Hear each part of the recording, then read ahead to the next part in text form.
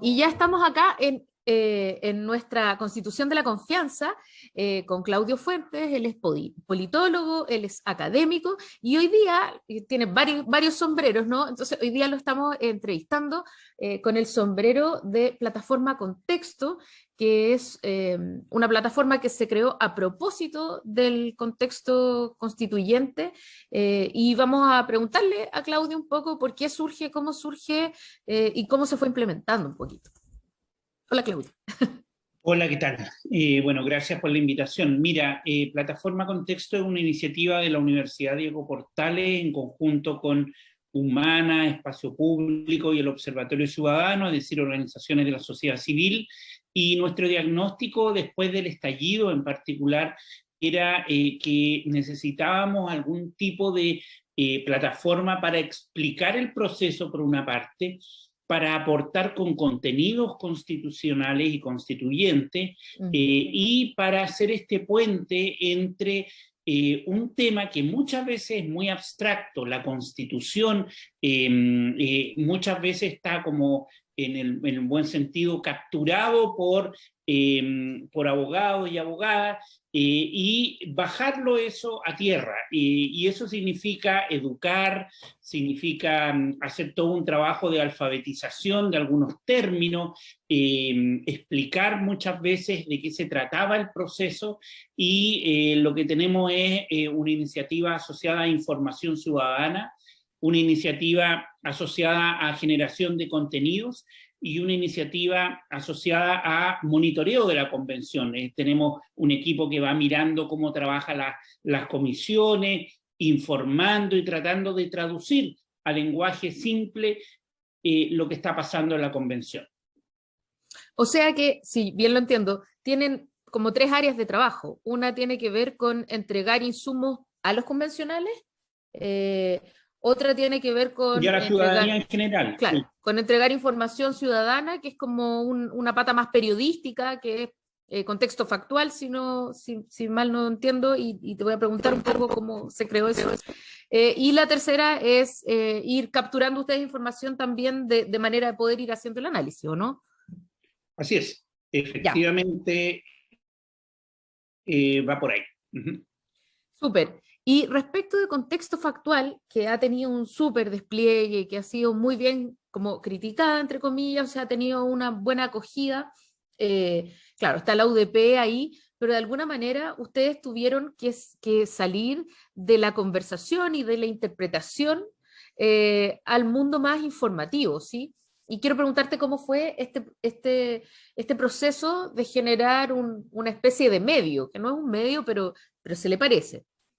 No, totalmente. O sea, acá hay un tema clave que tiene que ver con cómo comunicamos. Y ahí el trabajo de contexto factual, que el equipo está anclado en espacio público, son un sociólogo, periodistas que trabajan ahí, y efectivamente la idea era salir a terreno, mirar la convención. De hecho tiene acreditación en la convención misma, mucho trabajo de reporteo y de seguimiento in situ de la convención, porque de otro modo acá se va a perder mucha información, y por lo tanto queríamos estar en un seguimiento muy detallado de lo que es el trabajo de los convencionales.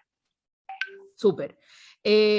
Claudio, este proceso constituyente nace de un estallido, pero que a su vez viene anclado súper fuertemente, por un lado, en las desigualdades, bueno, hay muchas explicaciones, pero por un lado, en estas inequidades percibidas, en esta molestia, frustración de las desigualdades, del abuso, etcétera, todo esto que nos hablaba un poco los informes sucesivos del PNUD, y por otro lado, de una tremenda crisis de legitimidad que es una crisis de confianza, confianza en el otro, confianza en las instituciones, y parte este proceso un poco con dudas de la izquierda, más de izquierda en el fondo, que no confían, que tampoco esta salida política sea la salida adecuada, pero que finalmente triunfa el apruebo de manera estrepitosa, súper fuerte, y también genera una esperanza, una sensación de que efectivamente cosas buenas pueden salir.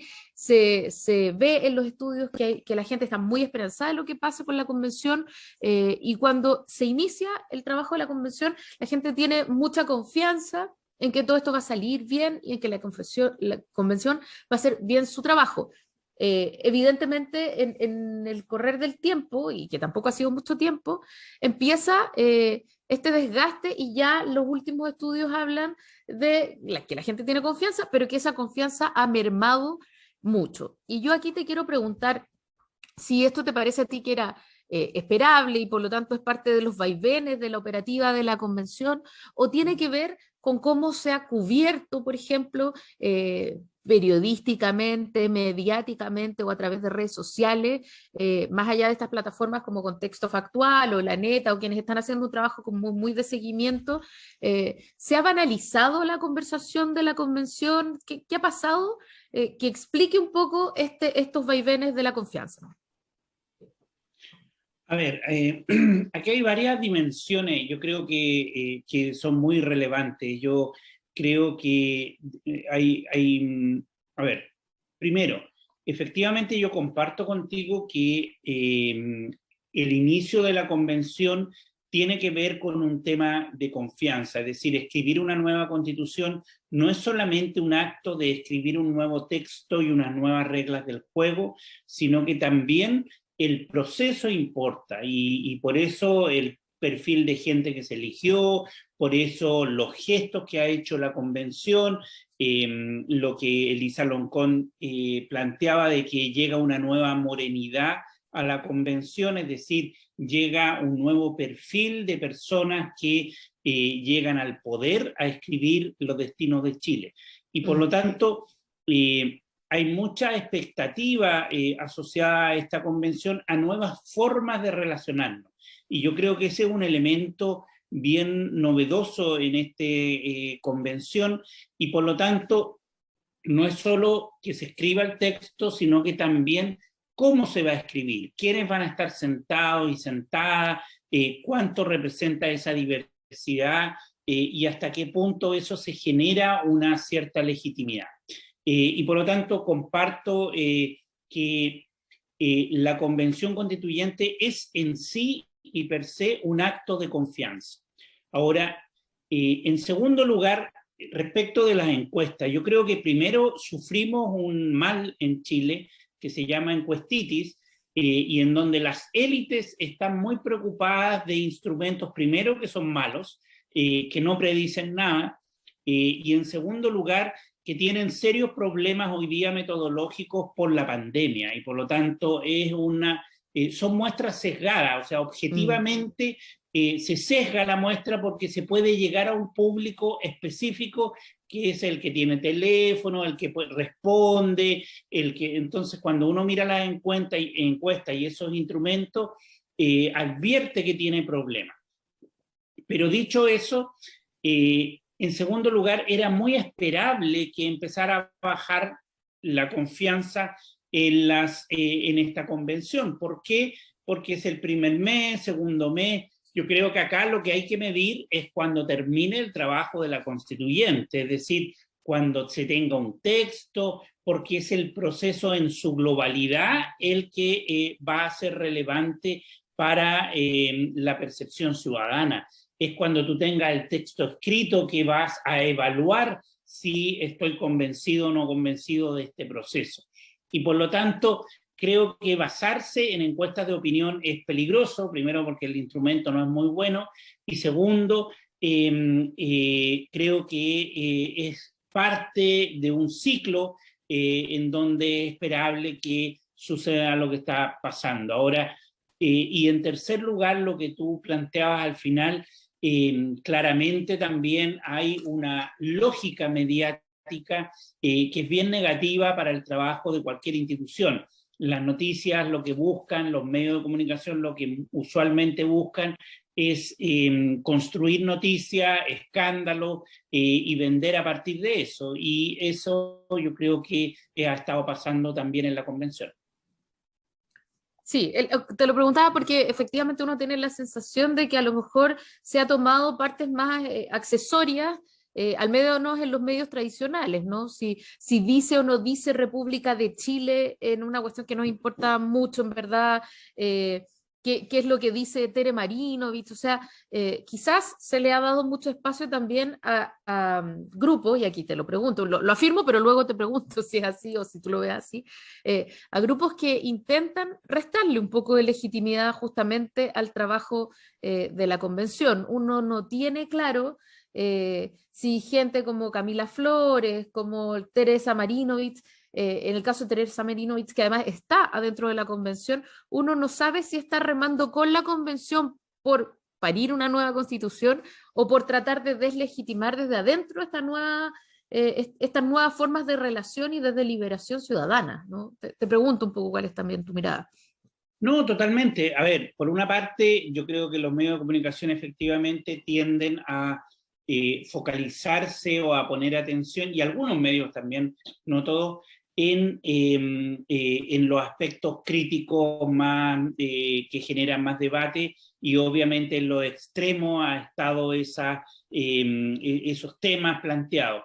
Segundo lugar, lo que nosotros hemos visto es un doble sesgo. Por una parte, por ejemplo, nosotros analizamos todos los foros que se dieron en televisión antes de que se instalara la constituyente, durante la campaña, fue marzo y abril. 2 meses de foros en la televisión, y lo que detectamos es que había un sesgo súper importante hacia los actores políticos tradicionales. Un porcentaje muy pequeñito era invitado o invitada a esos foros de aquellos que eran más críticos. Entonces, por eso surgió la sorpresa de la lista del pueblo, de los independientes, que no fueron visibilizados en los medios. Y un segundo estudio que ahora estamos haciendo con Interpreta en Contexto, habla del tema de las redes sociales.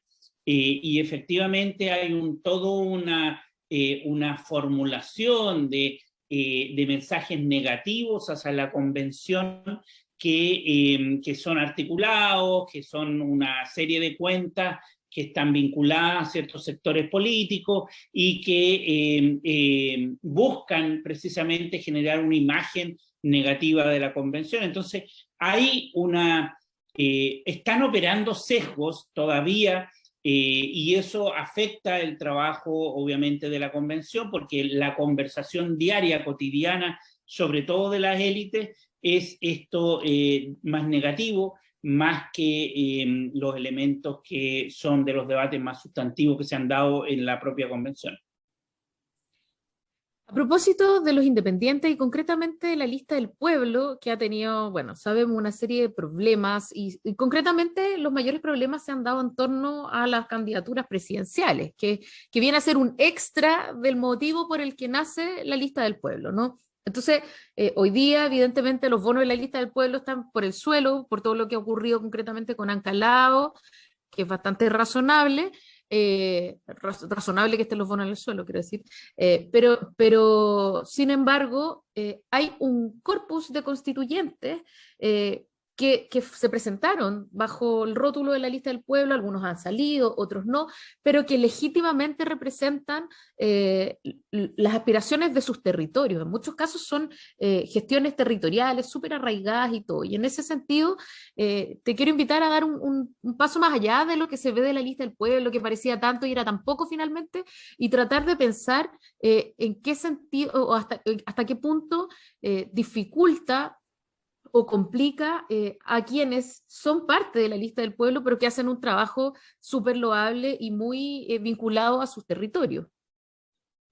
Totalmente. Cuando nosotros hicimos un análisis de trayectorias, tomamos los 155 convencionales, electos y electas, y vimos de dónde venían.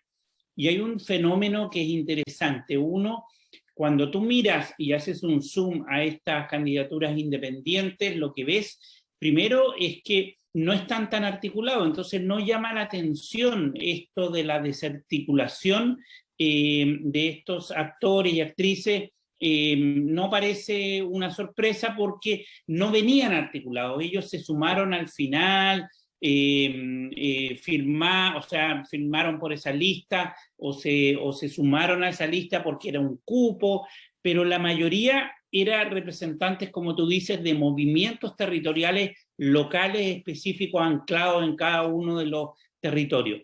Y por eso la mayoría son precisamente de movimientos, sobre todo reivindicaciones medioambientales, feminismo y demanda específica local. Lo segundo es que resulta interesante que si bien hay una mayor fragmentación en términos de estar o no estar en esta lista del pueblo, a la hora de votar, que es lo que también hemos mirado, miramos las 100 primeras votaciones y en general son súper consistentes, o sea, hay una coherencia a la hora de votar, lo que se llama cohesión, en donde más o menos todos votan igual o en la misma tendencia. Por lo tanto, independientemente de que estés o no estés en esa lista, tus ideas, las ideas como el marco programático, es similar. Y eso yo creo que es lo interesante de observar, que en general, en la gran mayoría, más allá de la lista del pueblo, incluso otros independientes, incluso indígenas, comparten ciertas plataformas programáticas que lo hacen bastante consistente y que por eso yo creo que a la hora de votar no va a haber así como una dispersión brutal, porque eso no se está dando. Súper. Claudio, nunca habíamos tenido, evidentemente en nuestra historia, no solo constituyentes tan diversos, o sea, una convención tan amplia y con tantas miradas, pero también nunca habíamos sido tan testigos de este proceso de deliberación. ¿Qué efectos crees que debería tener el poder ver en vivo, por streaming si queremos, cómo se está redactando una nueva constitución en términos de legitimidad y de confianza? A ver, lo primero decir que dada el tipo de instalación que ha tenido la convención, lamentablemente no todos hemos podido no hemos podido seguir a la convención. Hay un amplísimo porcentaje de gente que no ha tenido esa posibilidad porque no tiene acceso a las redes o porque no tiene el tiempo para hacerlo, y eso es lamentable. Es lamentable que los medios de comunicación de masas no hayan establecido canales para informativos constantes de un proceso que es tan importante y que va a marcar los próximos 50 años. Dicho eso, yo creo que efectivamente hay ciertas marcas que se van a generar en este proceso y que de hecho ya se están generando. Uno, el concepto de paridad llegó para quedarse y ahí hay un tema que ha sido súper cruzado y que va rebalsando a la convención, es decir, no solamente era una paridad respecto de quién iba a ser la composición de la convención, sino también empieza a pensarse en términos de los mecanismos de decisión, a elegir, por ejemplo, coordinadoras paritarias para el trabajo de la convención, y eso va a rebasar a la sociedad. Eso se va a convertir en un proceso de debate social. Hoy día es políticamente incorrecto tener paneles de hombres, por ejemplo, exclusivamente. Entonces, eso yo creo que genera una conversación social que es muy interesante y muy necesaria. Segundo, el tema de la plurinacionalidad. También yo creo que está rebasando lo que era una demanda muy acotada, muy específica, y hoy día nos preguntamos si somos un Estado y una nación, si somos más naciones que podemos convivir en la sociedad. Ese es un segundo efecto a la conversación, de agregarle la diversidad cultural, que te agrega un valor agregado. Yo creo que el efecto Elisa Loncón se nota en las conversaciones y eso te abre a pensar el diálogo en distintas lenguas, en distintos códigos, en distintos símbolos que yo creo que son muy relevantes para el diálogo democrático. Súper. Claudio, gracias por estar con nosotros hoy día en la Constitución de la Confianza. Capaz que te volvemos a molestar y invitar, pero ha sido súper clarificador, así que gracias por conversar con nosotros.